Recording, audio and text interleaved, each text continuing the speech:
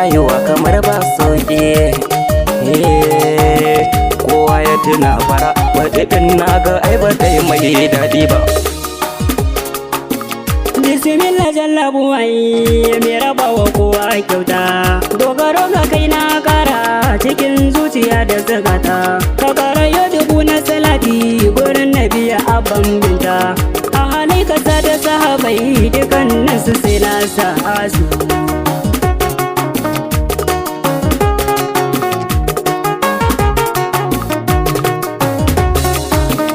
Yau da gobe ta wuce wasa, hakurin mu ya kare mu.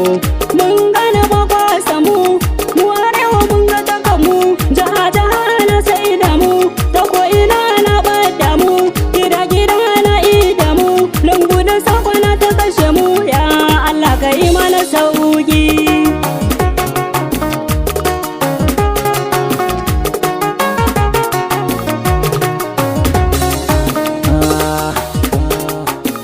Mutuwa da rai sai ce,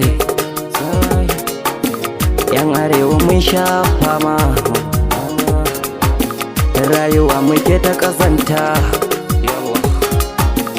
arzikin ma an bata sa.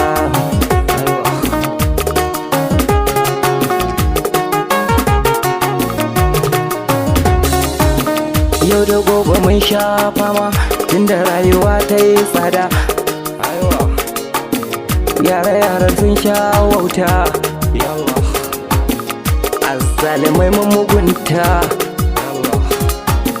wanda babu halin kyauta.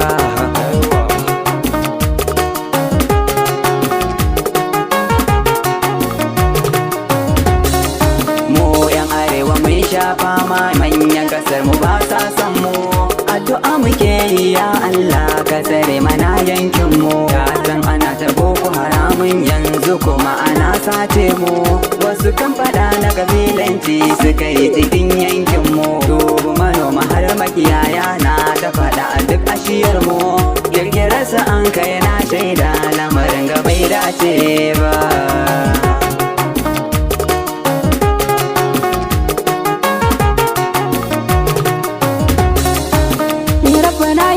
Ka yaye duka daukatun kunci, lamarin mu yan arewa ya hana mu mai bacci.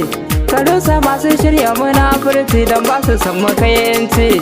Ilahu rabbana ka tsare duk makiyan mu kai share, kai daukaka gare ta arewa an ka ba mu masu sayen yara.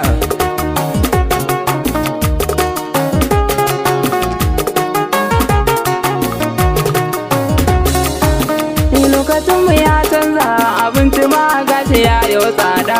Mu da mu faɗa a tsakani, dukkaninmu ba mai yarda.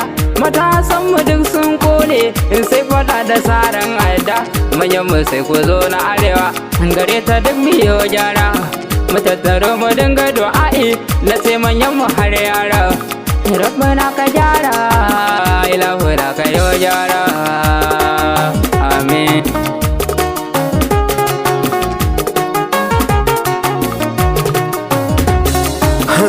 Arewa da kunkuru na ma rasa wanne ya fi sauri. Tun yana cikin motar uwata ta faka tashar ta kaiki. Yan uwa Najeriya nake nufi, bakanikin ta farawo, direban ta munafiki tana fama amma yana ta yawo. Manyan arewa da ku nake, yanzu kam idanuwan mu kar suke. Dole ne mu fada in ya so a kama mu a kai mu a dandake. Ya yan uwa ku amsa min dan martaba Rasulallah, domin nabi sirrillah, dan sayyidi habibullah. Rabbana ka kawo sauki.